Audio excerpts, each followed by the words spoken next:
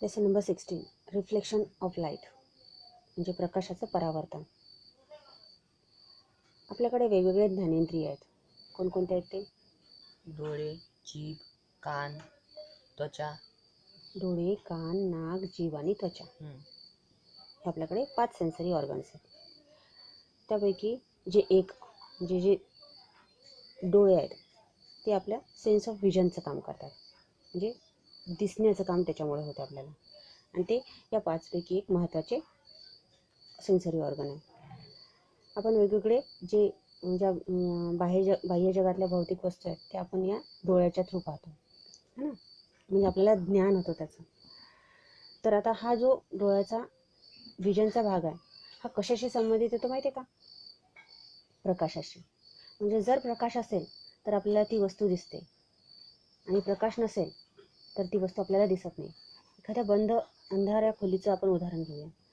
एखाद्या अंधाराच्या खोलीत जर लाईट नसेल, म्हणजे दिवा नसेल किंवा प्रकाश नसेल, तर तिथल्या वस्तू आपल्याला दिसणार नाहीत. पण जर तिथे प्रकाश असेल तर तिथल्या वस्तू आपल्याला चटकन दिसतील. याचा अर्थ काय की आपल्या डोळ्याचं म्हणजे आपल्या दिसण्याचं आणि प्रकाशाचं काहीतरी नातं आहे. हे बघ, आणि जो प्रकाश असतो ना आपल्याला दिसतं कसं, तर 2 गोष्टी होऊ शकतात इथे. एक तर ती जी वस्तू आहे ती स्वतः प्रकाशित आहे, म्हणजे सेल्फ लुमिनस आहे, तर ती वस्तू आपल्या डोळ्यांना दिसते. किंवा मग ती दुसऱ्याचा जो प्रकाश आहे, म्हणजे दुसऱ्या वस्तूचा प्रकाश घेऊन ती वस्तू तो प्रकाश रिफ्लेक्ट करत असेल, म्हणजे परावर्तित करत असेल आपल्या डोळ्यात, तर त्यावेळेस ती वस्तू आपल्याला दिसते. एक काय, ती वस्तू स्वतः प्रकाशित आहे, आणि दुसरं काय, तर ती प्रकाशाचं परावर्तन करत असेल तर, है ना. म्हणजे जर सपोज एक लक्षात घे की सूर्य आहे, हा सूर्य स्वयंप्रकाशित आहे, म्हणजे तो काय करून राहिला, लाईट इमिट करून राहिला, म्हणजे प्रकाश बाहेर सोडून राहिला. आणि सपोज एखादं बुक आहे तर ते स्वतः प्रकाशित आहे का? नाही. त्या सूर्याचा लाईट त्या बुकवर पडतो आणि मग ते लाईट आपल्या डोळ्यांकडे रिफ्लेक्ट करतो, म्हणून ते बुक आपल्याला दिसतं. म्हणजे जगातल्या अशा सगळ्या वस्तू ज्या स्वतः प्रकाशित नाही आहेत त्या तो लाईट जो आहे, जो येणाऱ्या सोर्सेसकडून येणारा लाईट आहे, तो ते रिफ्लेक्ट करत असतात. इथे एक ॲक्टिव्हिटी दिलेली आहे. त्या ॲक्टिव्हिटीमध्ये एक कंगवा घेतलेला आहे. त्या कंगव्याला रॅप करून त्याच्यामधून फक्त एक प्रकाशाचा किरण जाईल अशी एक अशी त्याची सेटिंग केलेली आहे. आणि तो जो कंगवा आहे तो एका टेबलवर एक स्वच्छ व्हाईट कलरचा पेपर सेट करून त्याच्यावर तो असा उभा धरलेला आहे. त्याच्यानंतर इकडनं एक टॉर्च लावलेली आहे. ज्यावेळेस ती टॉर्च आपण ऑन करतो त्यावेळी तो प्रकाश आहे ना, तो त्या कंगव्याच्या थ्रू, म्हणजे कंगव्याची ती छोटीशी आपण जागा मोकळी सोडलेली आहे, त्या कंगव्याच्या छोट्याशा जागेतून तो प्रकाश त्या पांढऱ्या पेपरवर पडतो. आणि जर मधात इथे आपण एखादा मिरर लावला, म्हणजे आरसा लावला, तर तो प्रकाश त्या पांढऱ्या कागदावर पडेल का? नाही. मग काय होईल त्या प्रकाशाचं? कुठे जाईल तो प्रकाश? तो रिफ्लेक्ट होऊन आजूबाजूला जाईल. दुसरीकडे जाईल तो. म्हणजे तो जो सरळ रेषेतला, मला सांगा आधी पण की प्रकाश हा नेहमी सरळ रेषेत वाहतो की त्याचा मार्ग असा वाकडा तिकडे आहे? सरळ रेषेत जातो. मग तो जो लाईट आहे त्याचा जो प्रकाशाचा किरण होता, जो त्या कंगव्याच्या थ्रू सरळ त्या व्हाईट पेपरवर पडत होता, जर कंगव्याच्या मागे आपण आरसा ठेवला तर तो जो प्रकाशाचा किरण आहे तो त्या पांढऱ्या कागदावर पडणार नाही, तो कुठेतरी दुसरीकडे रिफ्लेक्ट होऊन जाईल, है ना, एका सरळ रेषेत. पण तो त्याचा वे रिफ्लेक्ट करून टाकेल, म्हणजे त्याचा मार्ग बदलून टाकेल. इथे हा एक्सपेरिमेंट आहे. त्याच्यानंतर पहा, इथे त्याचं एक्सप्लेनेशन दिलेलं आहे. इथे जी लाईन आहे खाली PQ, हा एक प्लेन मिरर आहे, आणि त्याचा जो सेंटर O आहे तिथून जर आपण एक नॉर्मल इमॅजिनरी लाईन काढली, म्हणजे एक काल्पनिक रेषा काढली, तर नॉर्मल लाईनपासून PQ, म्हणजे इथे आपल्याला एक गणिताचा काटकोन त्रिकोण तयार दिसतो. हा काटकोन त्रिकोण किती अंशाचा असतो रे? 90. 90 अंशाचा असतो. आता त्या 90 अंशांमधून आपण आता या नॉर्मल लाईनच्या आपण लेफ्ट साईडमध्ये जर बघितलं तर आपण एक रे काढलेला आहे. इथे रे AO दिसतोय आपल्याला, दिसतो का? तो रे ओ म्हणजेच अँगल ऑफ इन्सिडन्स. म्हणजे असं समज की टॉर्चचा जो लाईट आहे तो लाईट आपण त्याचा एक रे आपण लेझरचा लाईट पकडूया. लेझरचा एक बीम AO हा त्या प्लेन मिररवर पडला आणि जिथे पडला तिथे आपण एक नॉर्मल इमॅजिनरी लाईन ड्रॉ केली. आता तो जो लाईट आहे त्या प्लेन मिररवर पडल्यानंतर तो लाईट आरपार निघून जाईल त्या मिररच्या की रिफ्लेक्ट होईल? रिफ्लेक्ट होईल. ज्यावेळी तो रिफ्लेक्ट होईल तो तेवढाच अँगल रिफ्लेक्शनचा बनवेल. म्हणजे अँगल I हा अँगल ऑफ इन्सिडन्स पकडला आपण, तर अँगल R हा अँगल ऑफ रिफ्लेक्शन तयार होईल. समजलं? मग हा O जो आहे हा पॉईंट ऑफ इन्सिडन्स तयार होईल. या प्लेन मिररसाठी आणि किंवा एखादी जागा आहे, समजा एखादं एक पाण्याचं पातेलं आहे, त्याच्यामध्ये पाणी आहे. ते जर आपण पाणी थोडंसं जर हलवलं तर ते पाणी एकदम त्याच्या लाटा तयार होतील, त्याचे तरंग तयार होतील त्याचे. मग त्यावेळी ते पृष्ठभाग तो सरळ असेल का? नाही, तो स्मूथ सरफेस नसेल, तो थोडासा रफ सरफेस होऊन जाईल. मग अशा वेळी जर समजा हा रे ऑफ इन्सिडन्स तिथे टाकला तर त्याचा रिफ्लेक्टेड रे एकदम सेम अँगल तयार करेल का? नाही करणार. इथे काही लॉज ऑफ रिफ्लेक्शन म्हणजे काही नियम दिलेले आहेत, रिफ्लेक्शनचे नियम दिलेले आहेत. आता ते पाहूया. The angle of reflection is equal to the angle of incidence. बघ, angle of reflection is equal to the angle of incidence, जे आपण आधी पाहिलं है ना. इथे तो हा नियम बसतो का इथे?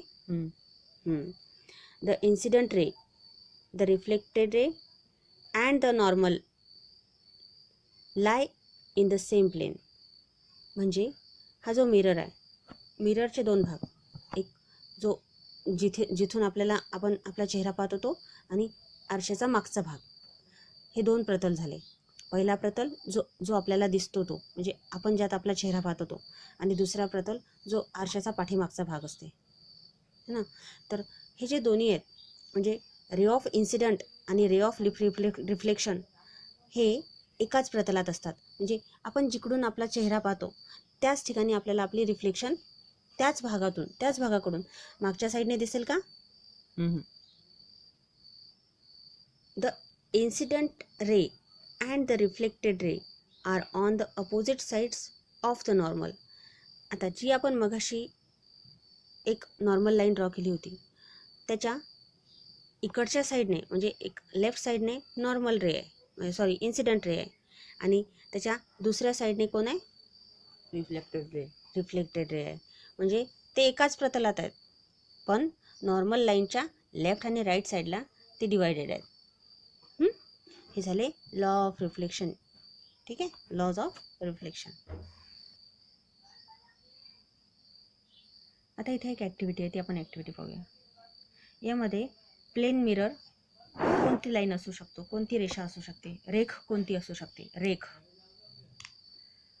PQ ही काय? प्लेन मिरर आहे. आणि रेख अशी कोणती आहे जी नॉर्मल लाईन असू शकते? ON. रेख ON. आणि इथे रे ऑफ इन्सिडन्स कोणता असू शकतो? रेख T आणि O. नाही, तो तर रिफ्लेक्शनचा ॲरो दाखवतोय ना. रेख AO किंवा रेख SO किंवा रेख RO हे काय आहे? Ray of incidence. आणि रेख OU किंवा रेख OT किंवा रेख OI हे काय असेल? Reflected ray. म्हणजे हा असेल रिफ्लेक्शन है ना. मग आता इथे जो रे ऑफ इन्सिडन्स आहे इथे या प्लेन मिररवर पडतोय आणि त्याचा जो त्या प्लेन मिररमधून जी रेषा रिफ्लेक्ट करते ती आपल्या डोळ्यापर्यंत पोहोचते. म्हणजे आपल्याकडे आपण जी वस्तू पाहतो त्या वस्तूचं ॲक्च्युलीमध्ये त्याचं रिफ्लेक्शन आपल्या डोळ्यामध्ये तयार होत असतं. म्हणजे त्याची रिफ्लेक्ट इमेज आपल्याकडे येत असते है ना. आणि माहिती आहे का, या डोळ्याच्या बाबतीत आणखी एक गमतीशीर गोष्ट आहे, ती आपण डोळ्याच्या भागात शिकूया. खूप मजेशीर आहे. इमेज कशी तयार होते, ती उलट असते की सुलट असते ते आपण पाहूया. आता आपण थोडा वेळपर्यंत आपण तो विषय बाजूला ठेवूया. इथे बघ, AO किंवा SO किंवा RO हा किती डिग्रीचा अँगल तयार करतोय? 30 डिग्रीचा अँगल तयार करतोय. मग हा जो अँगल AON आहे हा 30 डिग्रीचा असेल तर NOT हा किती डिग्रीचा असेल? अँगल ऑफ, कारण आपण पहिला लॉ पाहिलेला आहे, angle of reflection is equal to the angle of incidence.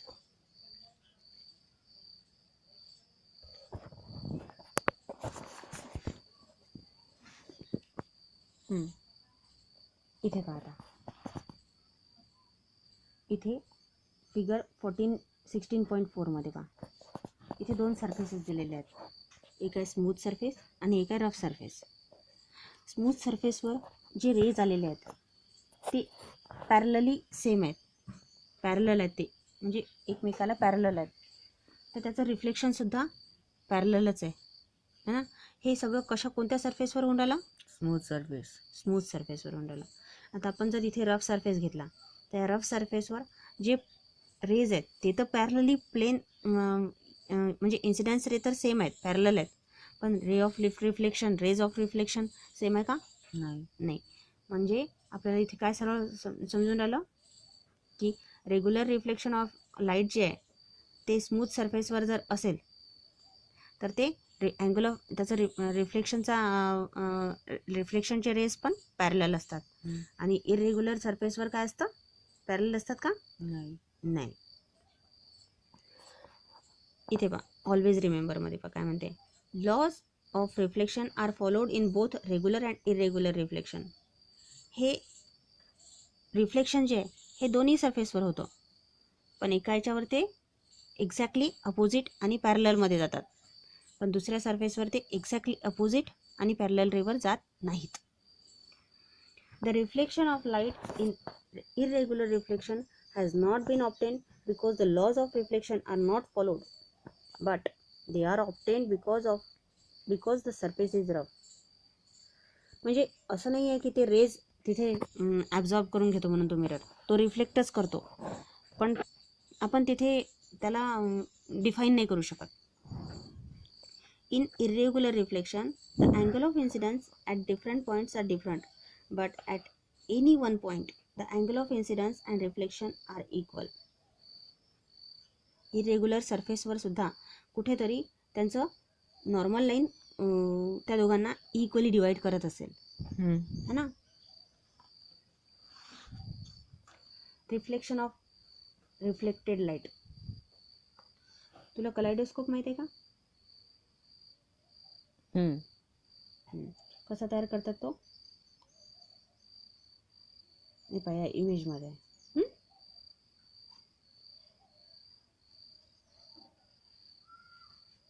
ही एक छान ॲक्टिव्हिटी आहे.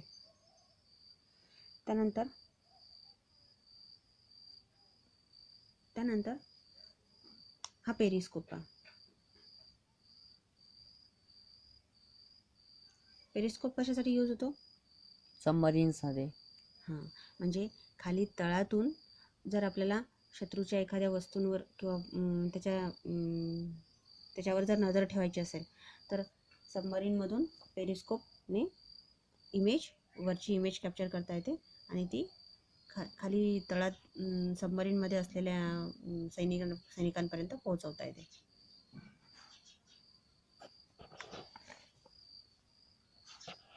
आता इथे काही एक्झाम्पल्स आहेत, एक्झाम्पल्स पाहूया.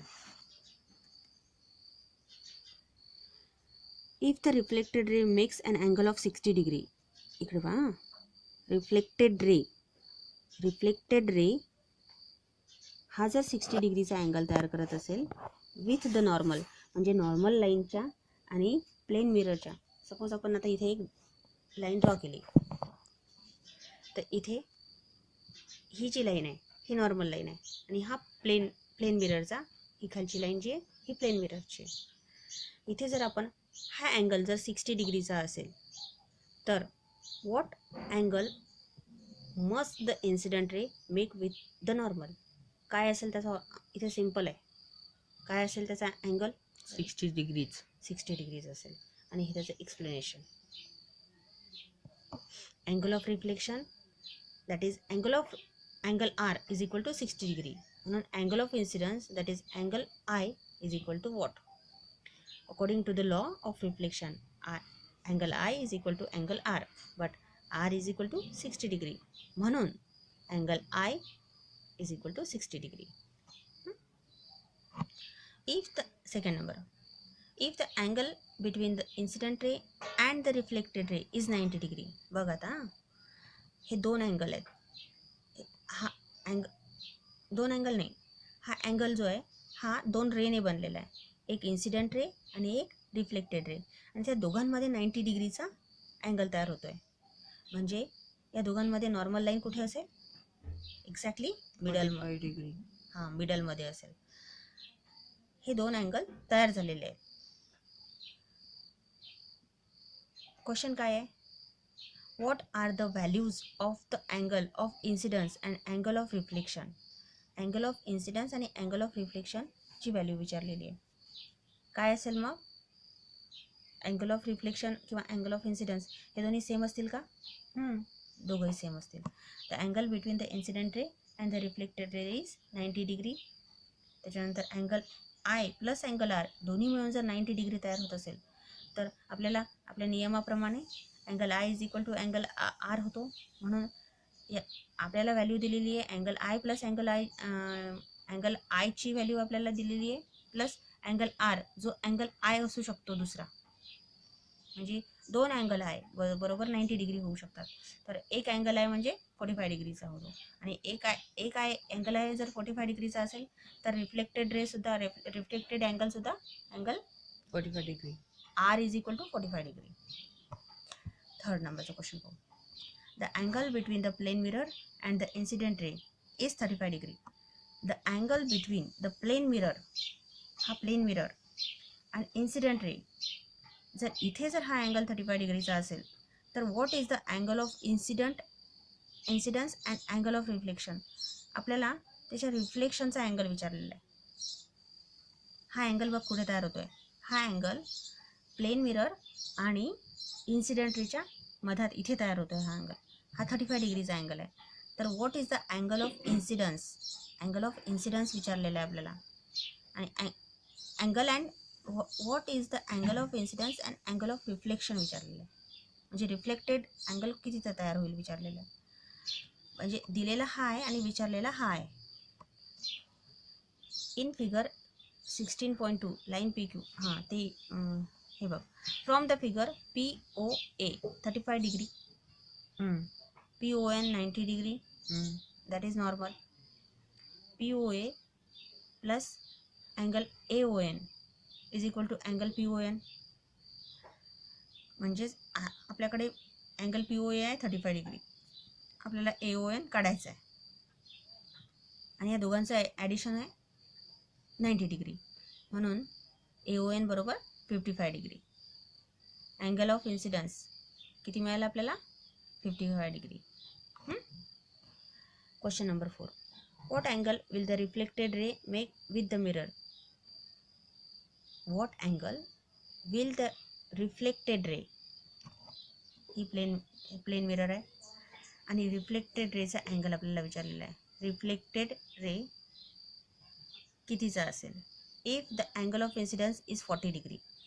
म्हणजे अँगल ऑफ इन्सिडन्स हा जर आपल्याला 40 डिग्री असेल, म्हणजे नॉर्मलपासून हा अँगल घेतलेला आहे.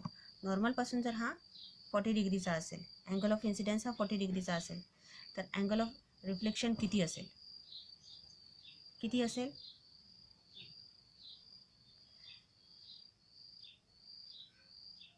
Angle QON is equal to 90 degree.